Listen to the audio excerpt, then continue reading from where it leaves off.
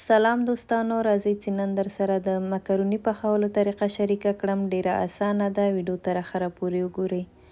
لومړی مې اوبه جوش کړې، بیا مې مالګه ور واچوله، مکروني مې ور واچول، په متوسطه حرارت مې پرېښوده تر څو مکروني نرم سي.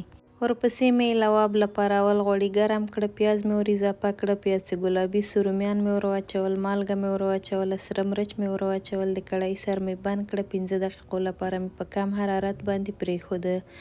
لواب چې نیمه پوخ سو، دلته تیارې نرمې سوي قوطیګکي لوبیا مې هم ور اضافه کړې، دوباره مې دیګ سر پې بند کړه، 15 دقیقو لپاره مې نور هم دم ورکه.